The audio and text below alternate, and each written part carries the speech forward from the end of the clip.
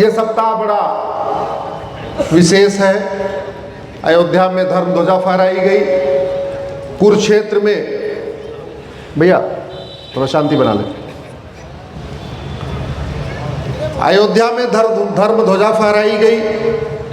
कुरुक्षेत्र में 5 जन को प्राण प्रतिष्ठित किया गया। गुरु तेग बहादुर जी का हम लोग 350वां बलिदान दिवस मना रहे हैं। बहुत सारे कार्यक्रम हो रहे।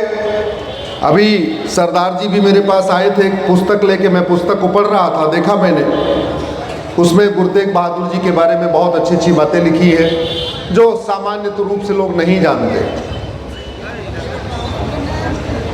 इस समय गुरुद्वारों में लंगर हो रहा है, फल बांटा जा रहा है, शबद कीर्तन हो रहा है, प्रभात फेरी हो रही है,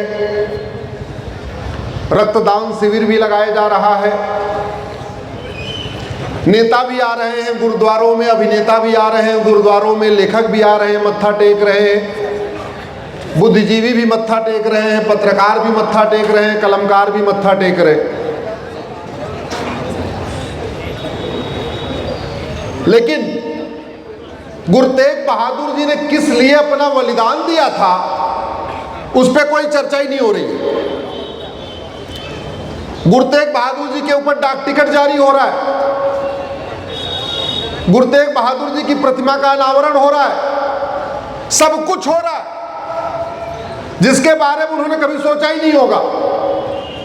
लेकिन वो नहीं हो रहा है जो वो चाहते थे।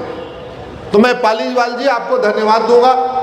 आपने गुरु तेग बहादुर जी के 350वें बलिदान दिवस पे कम से कम 3 आज लोगों को घर वापसी जो कर चुके हैं उनको आपने सम्मानित किया। गुरु तेग बहादुर जी को सबसे सच्ची श्रद्धांजलि यही है कि भारत में धर्मांतरण रुक जाए और जो लोग धर्मांतरित हो गए हैं उनको वापस ले लिया जाए, उनकी घर वापसी करा लिया जाए। 2 ही कारण से उनको मारा गया था। 2 कारणों से ही भाई मतीदास, भाई सतीदास, भाई दयाला जी, गुरु तेग बहादुर जी, गुरु गोविंद सिंह जी, सबने जो अपना बलिदान किया वो केवल 2 कारणों से। क्यों? वो धर्मांतरण रोकना चाहते थे, घर वापसी कराना चाहते थे। लेकिन उन्हीं 2 चीजों पे चर्चा ही नहीं हो रही है। मैं तो देख रहा हूं बड़े बड़े नेता जा रहे, गुरुद्वारों में मत्था टेक रहे, लेकिन ये नहीं बता रहे कि भारत में धर्मांतरण रुकेगा कैसे, और ये नहीं बता रहे कि जो धर्मांतरित हो गए हैं वो वापस आएंगे कैसे। एक चीज याद रखिए, अपने पूर्वजों का सम्मान करने का सबसे अच्छा तरीका यह होता है उनकी अंतिम इच्छा को पूर्ण कर दिया जाए। जो अपने पूर्वजों के अंतिम इच्छा को पूर्ण करता है उसको कहते हैं लायक, और जो अपने पूर्वजों की अंतिम इच्छा को पूर्ण नहीं करता उसको क्या कहते हैं? जोर से बोलिए जरा, जोर से बोलिए जरा।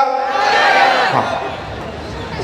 अगर वास्तव में हम गुरु गोविंद सिंह जी को मानते हैं, गुरु तेग बहादुर जी को मानते हैं, बंदा बहादुर सिंह को मानते हैं, अपने सिख गुरुओं को मानते हैं, अपने सिख पंथ को मानते हैं, तो प्रत्येक गुरुद्वारे को घर वापसी केंद्र बनाइए।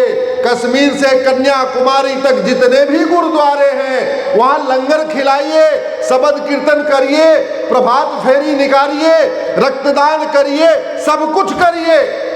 लेकिन एक बात याद रखिए, हमारे गुरुओं की इसमें से कोई भी इच्छा नहीं थी। वो रक्तदान के लिए नहीं उन्होंने अपना बलिदान किया था, वो डाक टिकट छपवाने के लिए बलिदान नहीं किया था, वो उन्होंने प्रभात फेरी के लिए बलिदान नहीं किया था। उन्होंने केवल और केवल 2 कार्य के लिए अपना बलिदान किया, धर्मांतरण रुक जाए और घर वापसी हो जाए। तो वास्तव में अगर हम अपने गुरुओं से प्रेम करते हैं, अपने गुरुओं का सम्मान करते हैं, अपने गुरुओं को चाहते हैं, तो सबसे सच्ची श्रद्धांजलि यही होगी प्रत्येक गुरुद्वारा धर्मांतरण नियंत्रण के लिए कार्य करे और घर वापसी के लिए कार्य करे। यही मैं चाहता हूं। आज यहाँ खंडवा की पवित्र भूमि से देश के सभी अपने मैं अपने सभी जत्थेदार, सभी सिख गुरुओं से, सभी अपने बड़ों से, सबसे हाथ जोड़ के आग्रह करता हूं, आप प्रत्येक गुरुद्वारे को घर वापसी केंद्र बनाइए।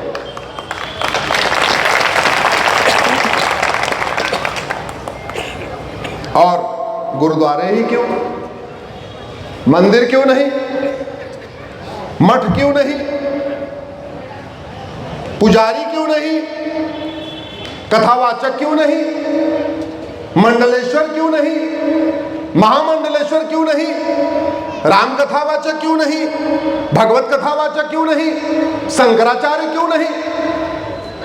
अरे अगर इस देश को सुरक्षित बनाना है तो आपके पास दो ही तरीका, आगे से कोई एक भी व्यक्ति कन्वर्ट ना हो और जो कन्वर्ट हो गए हैं उनको वापस लाइए। आज अगर मान लीजिए आपके घर का एक व्यक्ति, आपका बेटा, आपका भाई परिवार से बिछड़ गया, कुंभ में बिछड़ गया, मेले में बिछड़ गया, घर से बिछड़ गया, प्यार से बिछड़ गया, गुस्से में बिछड़ गया, नाराज होकर चला गया, किसी भी कारण से आपके घर से दूर हो गया, तो आप क्या करते हैं? थाने में शिकायत करते हैं। थाने की क्या ड्यूटी है? उसको ढूंढना। आप खुद भी ढूंढते हैं, आपके रिश्तेदार भी ढूंढते हैं, आपके नातेदार भी ढूंढते हैं और सरकार भी ढूंढती है। थाना का मतलब सरकार, थाना का मतलब शासन। क्या वर्तमान परिस्थितियों में राज्य सरकारें घर वापसी के लिए कोई अभियान चला रही है? क्या जोर से बोलिए जरा। क्या वर्तमान परिस्थितियों में राज्य सरकारें धर्मांतरण के लिए रोकने के लिए कोई अभियान चला रही है क्या? बीमारी जैसे आती है वैसे ही जाती है।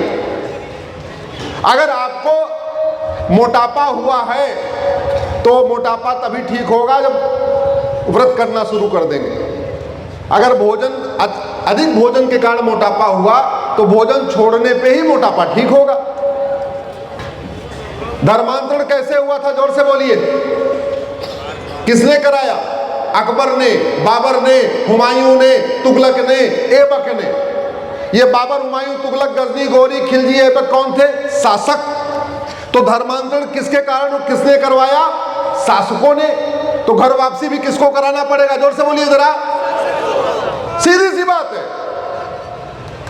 बीमारी जिधर से आती है उधर से ही जाती है, जैसे आती है वैसे ही जाती है।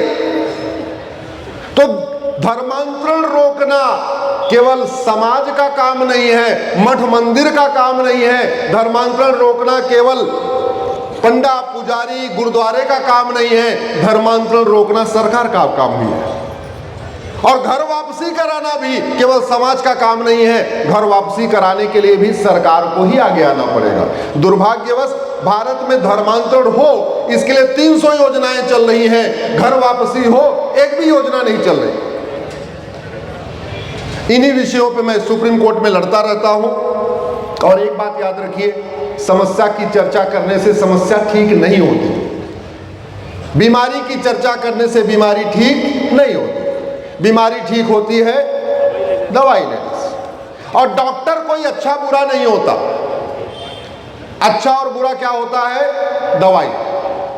डॉक्टर आपके शरीर में नहीं जाता, शरीर में कौन जाता है? दवाई। तो डॉक्टर लाख अच्छा हो, आपकी अगर दवा गड़बड़ है, आपका इंजेक्शन गड़बड़ है, आपका सिरप गड़बड़ है, आपकी वैक्सीन गड़बड़ है, बीमारी ठीक होगी क्या? नहीं। यहाँ हमारे 3 बहनें बैठी हुई हैं। वीर बलिदानी सीताराम यादव जी को जिन्होंने मारा उनको फांसी हुई। जोर से बोलिए। उनकी नागरिकता खत्म हुई, उनकी 100% प्रॉपर्टी जब्त हुई, उनका नार्को पॉलीग्राफ मैपिंग टेस्ट हुआ नहीं। जिन्होंने रविशंकर जी को मारा, संजय जी को मारा, ये जिन लोगों ने मारा उसमें किसी को फांसी नहीं हुई, किसी की नागरिकता खत्म नहीं हुई, किसी की प्रॉपर्टी नहीं जब्त हुई, किसी का नार्को पॉलीग्राफ मैपिंग टेस्ट नहीं हुआ। आदरणीय कुलकर्णी जी के साथ 17 साल अत्याचार हुआ। चलो अत्याचार हो गया। कुलकर्णी जी, आपको एक मिशन लेना चाहिए कि दोबारा किसी कुलकर्णी के साथ ये अत्याचार न हो। क्या जिस घटिया कानून का उपयोग करके अंग्रेजों ने जलियांवाला बाग कांड किया था, उसी कानून का दुरुपयोग करके कुलकर्णी जी को 17 साल जेल में रखा गया। क्या वो कानून बदला? क्या? जोर से बोलिए जरा। हाँ, डॉक्टर बदल रहे हैं, दवाई नहीं बदल रही है, और जब तक दवाई नहीं बदलेगी कोई बीमारी ठीक नहीं हो सकती। डॉक्टर बदलने से बीमारी ठीक नहीं होती, याद रखिएगा। बीमारी ठीक होती है दवाई बदलने से, बीमारी ठीक होती है सिस्टम बदलने से, बीमारी ठीक होती है जब पुलिस व्यवस्था बदलती है, प्रशासनिक व्यवस्था बदलती है, न्यायिक व्यवस्था बदलती है, शिक्षा व्यवस्था बदलती है। जो समस्याएं भारत में हैं, ये चीन में है क्या? जोर से बोलिए जरा। क्या चीन का प्रधानमंत्री हमारे प्रधानमंत्री से ज्यादा मेहनती है? क्या चीन का प्रधानमंत्री हमारे प्रधानमंत्री से ज्यादा ईमानदार है? क्या चीन का प्रधानमंत्री हमारे प्रधानमंत्री से ज्यादा राष्ट्रवादी है? नहीं। तो वहां आरडीएक्स क्यों नहीं पकड़ा जाता? वहां बम विस्फोट क्यों नहीं होता? वहां जिहाद क्यों नहीं होता? वहां पत्थरबाजी क्यों नहीं होती? चीन में लव जिहाद क्यों नहीं होता? चीन में लैंड जिहाद क्यों नहीं होता? चीन में धर्मांतरण क्यों नहीं होता? चीन में घुसपैठ क्यों नहीं होती? चीन में जनसंख्या विस्फोट क्यों नहीं होता? है किसी के चीन में हिम्मत जो 12-14 बच्चे पैदा कर दे? नहीं। मैं पहले भी कह रहा हूं, डॉक्टर बदलने से बीमारी ठीक नहीं होगी, इस गलतफहमी को दूर कर दीजिए। बीमारी ठीक होगी दवाई बदलने से। भारत की कोई भी समस्या लाइलाज नहीं है, भारत की कोई भी समस्या विश्वव्यापी नहीं है। जो समस्याएं भारत में हैं, इसमें से 90% समस्या चीन में नहीं है। जो समस्याएं भारत में हैं, इसमें से 90% सिंगापुर में नहीं है। जो समस्याएं भारत में है, इसमें से 90% जापान में नहीं है।